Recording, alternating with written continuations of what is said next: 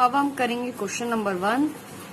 1 जनवरी 2017 को राम व कृष्ण ने कपड़े का व्यापार 10,000 रूपए व 8,000 रूपए पूंजी लगाकर प्रारंभ किया। साझेदारी समझौते के अंतर्गत साझेदारों को पूंजी पर 10% वार्षिक ब्याज प्राप्त करने का अधिकार है व कृष्ण को 300 रूपए प्रति माह वेतन पाने का अधिकार है। फर्म का लाभ साझेदारों के मध्य समान अनुपात में बांटा जाएगा। प्रत्येक साझेदार को रुपए 250 प्रति माह ब्याज सहित आहरण करने का अधिकार है और 30 जून 2017 को खाते बंद किए जाते हैं। उस समय लाभ 6,050 रूपए था, जो ब्याज व वेतन देने के पूर्व था। 30 जून 2017 को स्थिर पूंजी व परिवर्तनशील पूंजी के आधार पर साझेदारों का पूंजी खाता व लाभ हानि नियोजन खाता बनाइए। इसे इंग्लिश में भी देखेंगे। On 1st January 2017, Ram and Krishna started a cloth business with capital of rupees 10,000 and 8,000 respectively. As per partnership agreement, partners were entitled to get 10% annual interest on their capital, and Krishna was entitled to get a salary of rupees 300 per month. Profit and loss of the firm was to be divided equally among the partners. Each partner was entitled to withdraw rupees 250 per month as drawings with interest. The accounts were closed on 30 June 2017 and there was profit of rupees 6,050 before allowing interest and salary. Prepare partners capital account on 30 June 2017 according to fixed and fluctuating capital, and prepare profit and loss appropriation account also. सबसे पहले question में हमें क्या देखना है कि account open हो रहे हैं 1 जनवरी 2017 को, लेकिन अकाउंट क्लोज कब हो रहे हैं 30 जून 2017 को। तो हमें जो भी ट्रांजेक्शन्स रिकॉर्ड करने हैं वो केवल 6 महीने के ही ट्रांजेक्शन्स रिकॉर्ड करने हैं, साल भर के ट्रांजेक्शन रिकॉर्ड नहीं करने हैं। सबसे पहले हम बनाएंगे profit and loss appropriation account. इस तरीके से इस अकाउंट का फॉर्मेट प्रिपेयर किया जाता है। इसमें सबसे पहले क्या लिखते हैं, प्रॉफिट लिखते हैं।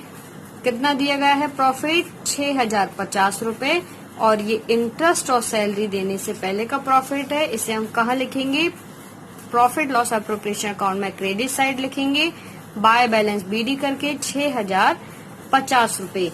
फिर क्वेश्चन में दिया गया है पार्टनर्स को 10% के अकॉर्डिंग उनकी कैपिटल पर इंटरेस्ट मिलता है। इसे कैसे कैलकुलेट करेंगे, राम की कैपिटल कितनी है 10,000 रूपए और कृष्ण की कितनी है 8,000 रूपए। इसे हम इस तरीके से कैलकुलेट करते हैं। इंटरेस्ट ऑन कैपिटल, राम की कैपिटल 10,000 पर 10% के अकॉर्डिंग 6 मंथ के ही ट्रांजेक्शन रिकॉर्ड करने हैं, इसलिए 6/12 करेंगे तो कितना इंटरेस्ट निकलेगा 500 रूपए। और कृष्ण की कैपिटल कितनी 8,000 रूपए और उस पर 10% के अकॉर्डिंग हमें 6 मंथ का ही इंटरेस्ट निकालना, इसलिए 6/12 करेंगे तो कितना इंटरेस्ट निकलेगा 400 रूपए। इसे हमें profit and loss appropriation account में डेबिट साइड पे लिखते हैं। तो to interest on capital account, Ram का कितना इंटरेस्ट निकला है 500 रूपए और कृष्णा का कितना निकला है 400 रूपए। इन दोनों को टोटल करके 900 रूपए निकलता है, तो उसे हम ऐसे लिखेंगे। फिर क्वेश्चन में दिया गया है कि कृष्ण को 300 रूपए पर मंथ सैलरी मिलती है, तो हम इसे कैसे लिखेंगे, टू सैलरी अकाउंट ब्रैकेट में कृष्ण लिख लेंगे। फिर 300 रूपए पर मंथ के अकॉर्डिंग 6 महीने की ही सैलरी हमें निकालनी है, तो मल्टीप्लाई कर देंगे 300 को 6 से, तो कितना निकलेगा 1,800 रूपए। फिर क्वेश्चन में ऐसा कुछ भी नहीं दिया गया है जो हम प्रॉफिट लॉस एप्रोप्रिएशन अकाउंट में लिखते हैं। यहाँ पर जो ड्राइंग पर इंटरेस्ट है वो इसी ड्राइंग में इंक्लूड है, इसलिए हम इसे profit and loss appropriation account में नहीं लिखेंगे, पार्टनर्स के कैपिटल और करंट अकाउंट में लिखेंगे। अगर इंटरेस्ट ऑन ड्राइंग अलग से दिया गया रहता तो उसे हम profit and loss appropriation account में लिखते। अब ऐसा कोई आइटम नहीं है जो हमें इस अकाउंट में लिखना है, तो हम क्या करेंगे, क्रेडिट साइड का देखेंगे टोटल ज्यादा है, इसे हम डेबिट साइड में भी लिख देंगे और इसमें से हम ये 900 रुपए और 1800 रुपए को माइनस करने के बाद हमारा बैलेंसिंग अमाउंट कितना निकलेगा, 3350 रुपए। ये क्या होता है, नेट प्रॉफिट होता है। इस नेट प्रॉफिट को दोनों ही पार्टनर में इक्वली डिवाइड कर देंगे, क्योंकि क्वेश्चन में क्या दिया गया है, profit and loss of the firm was to be divided equally among the partners. तो इक्वली डिवाइड करना है इस नेट प्रॉफिट को, तो दोनों को बराबर बराबर बांट दिया। अब इस प्रॉफिट के अमाउंट को दोनों ही पार्टनर्स के कैपिटल या करंट अकाउंट में ट्रांसफर कर देंगे। अब हम बनाएंगे पार्टनर्स के कैपिटल अकाउंट फिक्स्ड और फ्लक्चुएटिंग मेथड से। सबसे पहले हम बनाएंगे फिक्स्ड मेथड से। इस मेथड में दो अकाउंट्स प्रिपेयर किए जाते हैं, पार्टनर्स का कैपिटल अकाउंट और पार्टनर्स का करंट अकाउंट। पार्टनर्स के कैपिटल अकाउंट में केवल पार्टनर की कैपिटल लिखी जाती है और पार्टनर के करंट अकाउंट में कैपिटल को छोड़ के बाकी सभी ट्रांजैक्शंस लिखे जाते हैं।